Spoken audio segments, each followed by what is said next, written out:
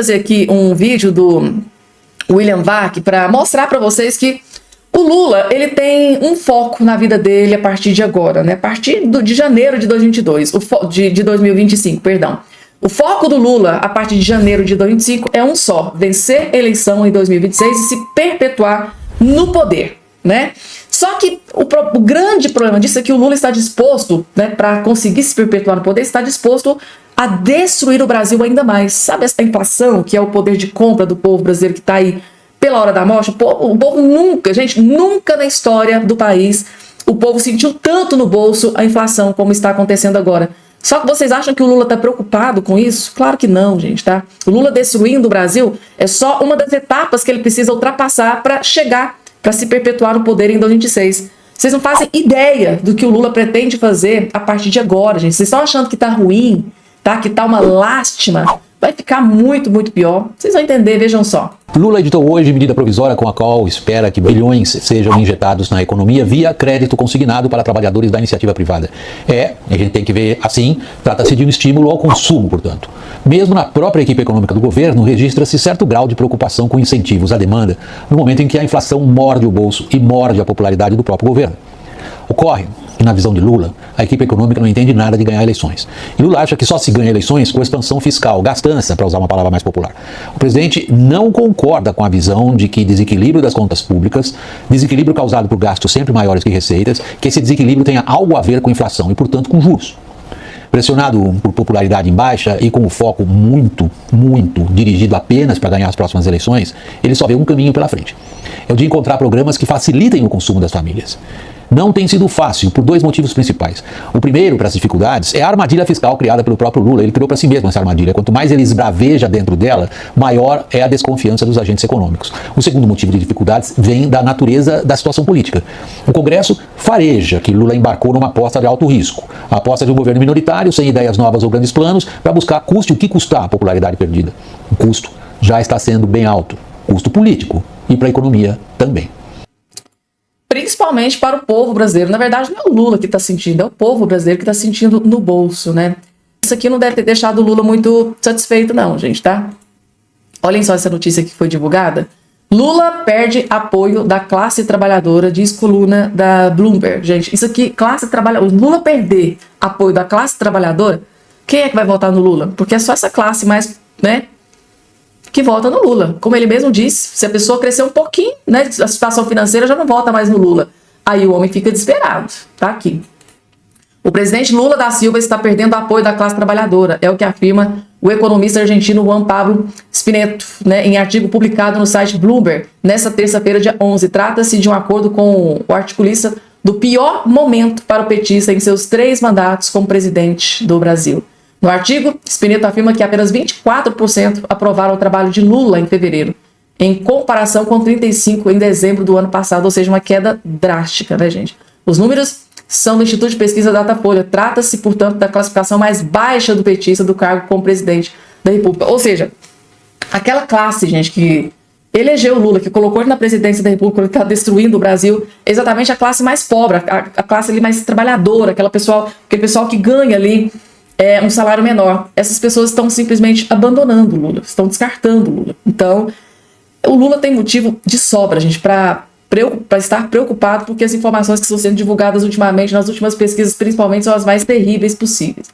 Agora vamos falar de notícia boa, gente, tá? O Bolsonaro, a família Bolsonaro devem estar comemorando neste exato momento, porque foi batido o martelo, gente, tá? Eduardo Bolsonaro vai assumir a Comissão de Relações Exteriores para desespero do PT, gente. Eles estão desesperados, porque o que eles fizeram para derrubar o Eduardo Bolsonaro, para que ele não pegasse essa comissão, tá assim, gente, é demais. Mas parece que não deu certo, tá? O Eduardo Bolsonaro vai assumir e continuando os trabalhos ali que ele vem fazendo nos Estados Unidos. CNN trouxe a notícia. Eduardo Bolsonaro, isso aí, Tainá, hidratando-se para a gente conversar. Eduardo Bolsonaro assumirá relações exteriores. O PT perde o embate e Hugo Mota não vai interferir em escolha do PL. É isso? Tainá, numa entrevista recente, inclusive, do Eduardo Bolsonaro aqui com a gente, ele tinha dito, gostaria de assumir a Comissão de Relações Exteriores da Câmara. Bater o martelo, então? Foi um pedido do pai dele, né, do ex-presidente Jair Bolsonaro, que telefonou para todos os deputados da bancada, delegou essa missão ao líder do PL, Sóstenes Cavalcante, que venceu essa queda de braço com o PT. Mas venceu porque está respaldado também, Elisa, e é bom que a nossa audiência entenda, não é somente um acordo, existe o regimento interno da Câmara, que pelo PL, se é a maior bancada, com 90 deputados, o partido de Jair Bolsonaro tem o que a gente chama da primeira pedida, ou seja, a primeira escolha das comissões. Então, quando os líderes se reunirem, isso deve acontecer hoje ainda na residência oficial para discutir a divisão das comissões, o PL vai lá e fala, bom, eu vou escolher aqui a minha primeira comissão, então será a Comissão de Relações Exteriores. E aí ficará com o partido de Jair Bolsonaro, sob o domínio do seu filho, o deputado federal Eduardo Bolsonaro. Ou seja, gente, para vocês entenderem aqui, o desespero, né? O Bolsonaro, ele entrou na jogada, fez ligação, conversou com vários parlamentares e eles conseguiram trazer vitória, né, para a direita. Só que isso aqui, gente, a gente precisa entender que isso aqui não foi um favor que fizeram pro Bolsonaro, fizeram pro Eduardo Bolsonaro. Lá no regimento interno, tá ali o seguinte: o partido que tem a maior bancada, que realmente é o PL do Bolsonaro, tem o direito de escolher a primeira comissão. Então, assim, aí veio o Lindenberg Faria e disse, olha, nós não vamos aceitar que o Eduardo Bolsonaro seja presidente da Comissão de Relações Exteriores. Ele não tem que querer, gente. O Lindenberg Faria, ele não tem que querer, ele não tem que querer nada, não tem que exigir nada, ele não tem poder para absolutamente nada. Está no regimento interno e precisa ser cumprido. Então, por isso essa derrota, por mais que ele tenha esperneado, não vamos aceitar. Aí depois ele recuou, só vamos aceitar se ele perder o seu passaporte. Ah, perdeu mais uma vez, aí depois veio outra. Ah, nós trocamos, nós damos qualquer comissão que o PL quiser, mas desde que ele não dê a Comissão de Relações Exteriores para o Eduardo Bolsonaro. Eles tentaram de todas as formas, tá? Fizeram chantagem, fizeram ameaças, né? Ameaças e tal, e vai ser assim, assim, assado. Gente, Lindenberg Faria saiu uma derrota cachapante, porque ele fez de tudo, né? O namoradinho da Gleisi Hoffmann fez de tudo para derrubar de forma sorrateira o Eduardo Bolsonaro. Mas ele tem um respaldo do regimento interno, tá lá, o regimento interno, que é assim, assim, assado. Quem tem a maior bancada tem o direito de escolher primeiro a comissão que quer ocupar. Aí chega o Lindenberg, fez ameaça, tal, fez de tudo. E saiu derrotado e saiu humilhado no meu ponto de vista, gente. Então tá aqui, batido o martelo, o presidente da Câmara, o Hugo Mota, disse, já não tem nem o que fazer.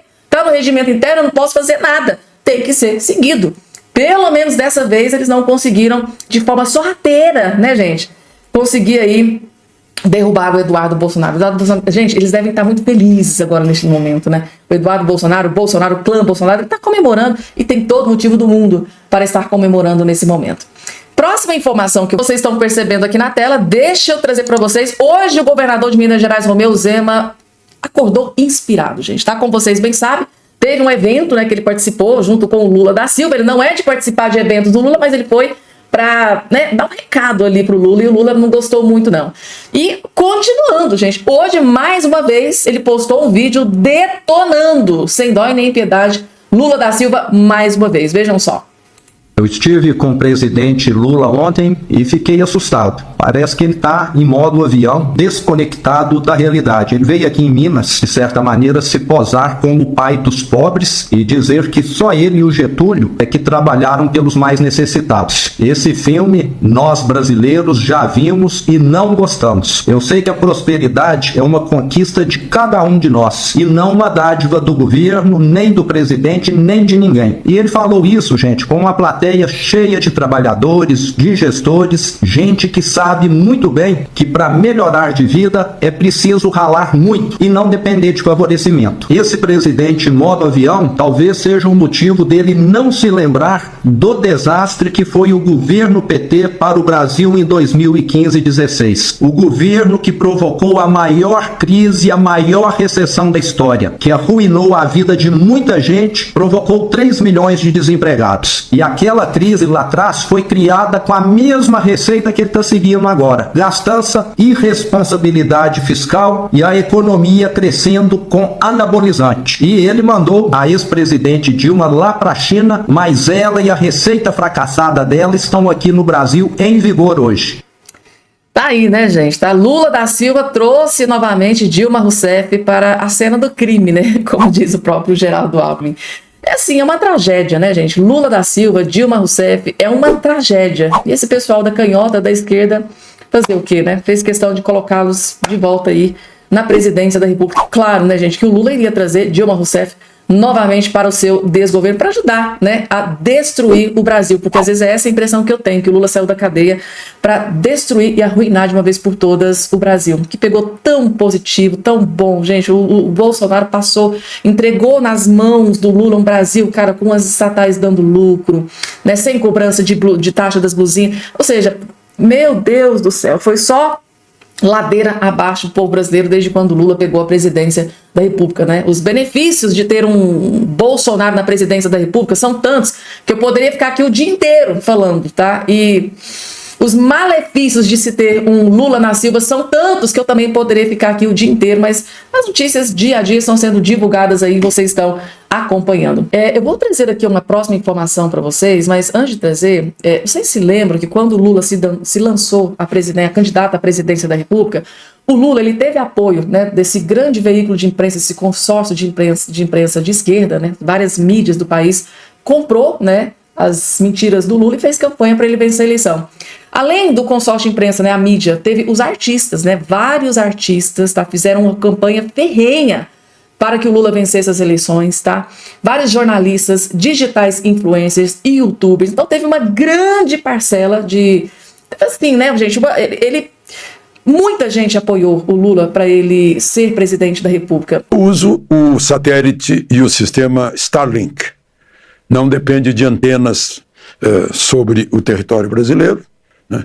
Exatamente por isso eu tenho alternativas, eu tenho fibra ótica que vem pelos postes e tenho esse que vem do céu, do Elon Musk. Estou dizendo isso porque isso é necessidade do mundo moderno, do novo mundo digital. Lá no passado, eu já contei para vocês, que eu ouvia diariamente a BBC, a Voz da América e a Rádio de Havana, que transmitia música do Cassino de Havana, rumbas e mambos, né? E eu não dependia de licença de ninguém para escutar essas estações, também vinham pelo ar, em ondas curtas, e entravam aqui no rádio. E não tinha que pedir licença para ninguém, nem a Voz da América, nem a BBC, nem a Rádio de Havana precisava ter representante aqui no Brasil para eu assistir, para todos nós assistirmos. Pois, eu estou falando isso porque agora o ministro Alexandre de Moraes, numa aula inaugural na Fundação Getúlio Vargas, ele disse que o discurso, né, que o Elon Musk está fazendo é uma questão de soberania, porque as big techs precisam das nossas antenas e dos nossos sistemas de comunicação. Mas tem a Starlink, que pretende colocar satélites no mundo todo e não vai precisar de antenas de nenhum outro país, né? Não adianta cortar a antena. É um jogo de conquista do poder. Tem que haver uma reação forte agora, porque vai ser muito difícil conter depois. Eu não entendo, né?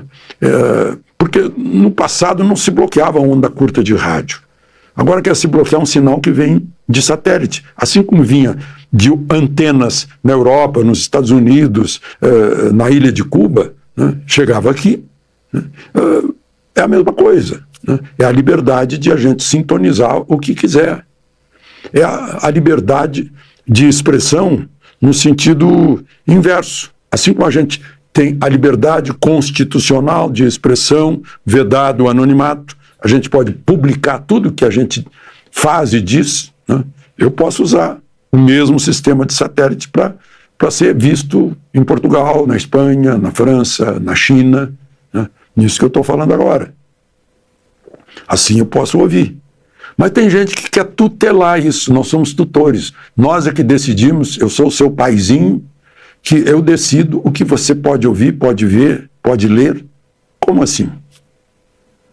Está escrito na Constituição brasileira e nas constituições dos países democráticos. Artigo 220, na Constituição brasileira. É vedado todo e qualquer tipo de censura. Artística, política, intelectual, né?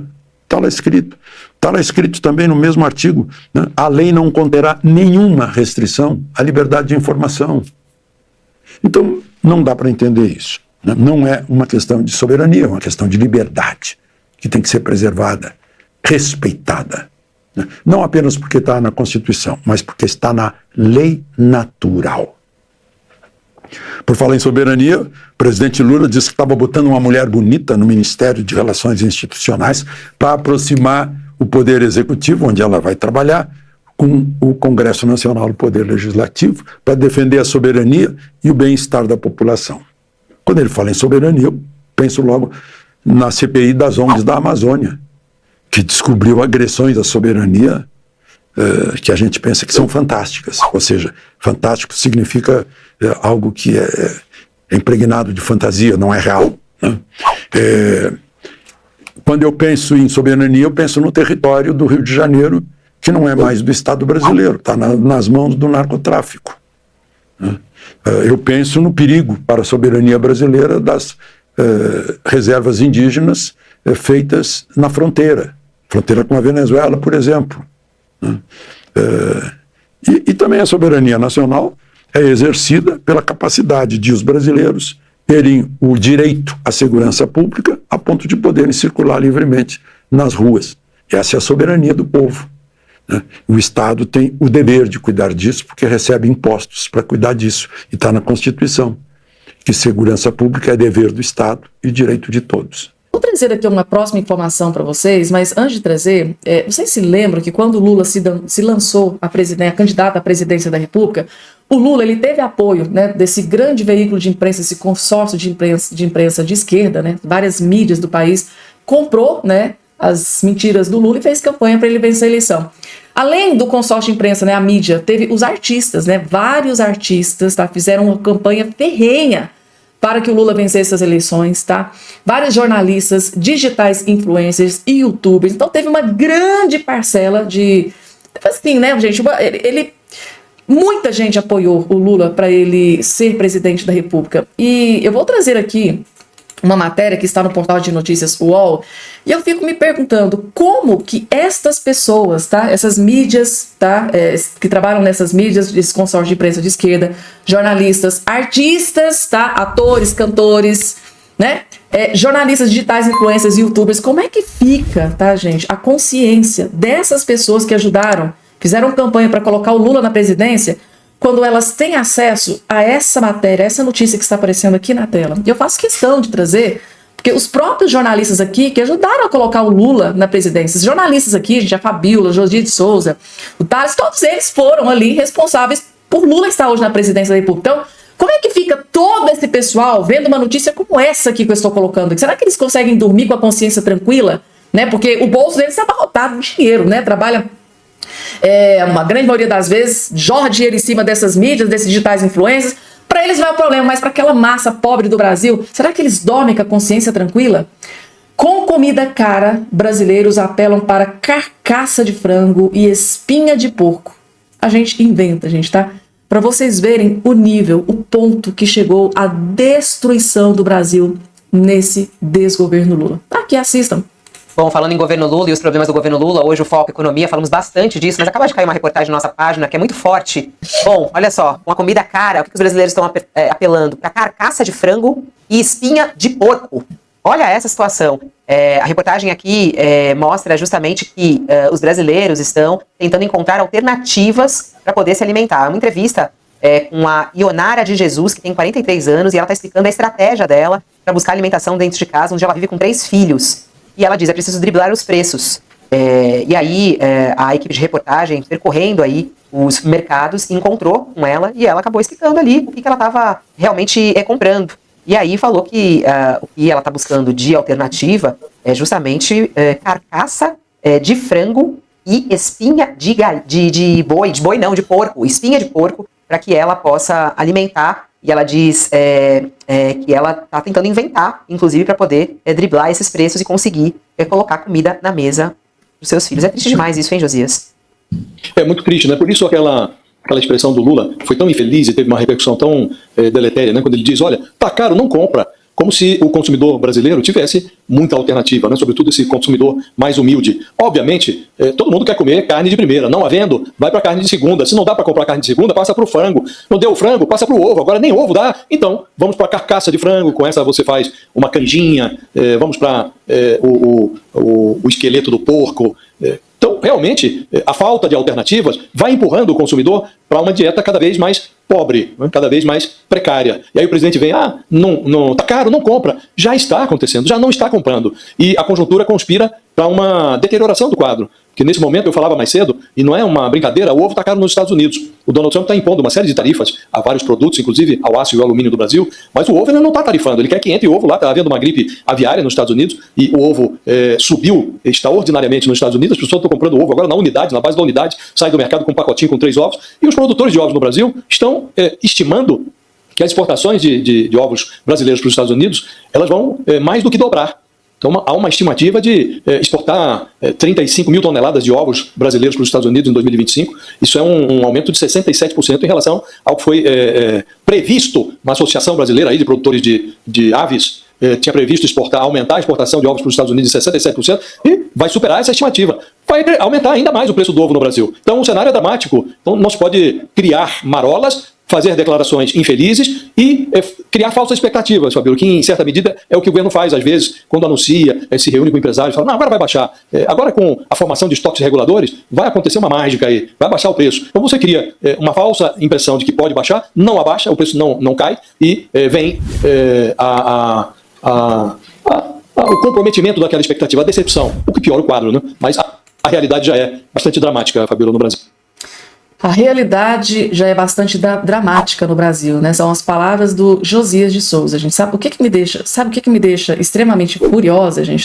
É que esses jornalistas aqui, tanto a Fabíola, tanto o Josias de Souza, quanto o Thales, foram um dos responsáveis. Eles foram também responsáveis pelo Lula estar hoje na presidência da República, porque eles fizeram uma campanha ferrenha para colocar o Lula na presidência. Aí hoje eles estão aqui criticando as atitudes do Lula. Aquele mesmo Lula que eles ajudaram a colocar na presidência da República. Será que essas pessoas, esses 3 jornalistas aqui, que foram, né, foi responsável também por colocá-lo na presidência, será que eles dormem com a cabeça tranquila hoje? Porque se isso aqui acontece num governo Bolsonaro, o Bolsonaro estaria tratorado por várias mídias, não só pela UOL. Então, assim, é muito mais grave do que a gente imagina. Essas pessoas fazem, né, movem céus, montanhas, eles fazem de tudo para colocar Lula na presidência. Agora que eles veem que o Lula está sendo um presidente terrível, né, maléfico para a população brasileira, agora eles vêm aqui, faz uma criticazinha ou outra e fica por assim mesmo, gente, tá? E o povo tá aí, pagando muito caro. O povo tá pagando muito caro pelas escolhas dessas pessoas que tinham o poder, porque tinham um alcance gigantesco nas redes sociais. Um veículo de imprensa como esse aqui tem um alcance gigantesco nas redes sociais. E o que é que eles fizeram? Pediram pro povo votar no Lula, né? O resultado é esse que o povo tá colhendo nesse dia de hoje. Fico muito triste, gente, tá? Lamentável, gente, tá? E eu gostaria de saber se esses artistas, esses atores, cantores, essas mídias, pessoal que trabalha nessas mídias, será que eles dormem com a consciência tranquila depois de ter acesso a esse vídeo que eu coloquei agora na tela aqui para todos vocês? Eu fico furiosa, gente. Então são um bando de hipócritas, esses jornalistas. Hipócritas. Hoje tá aí criticando o Lula, mas um dia venerou, idolatrou, ainda pediu pro povo votar e colocar ele na presidência da República.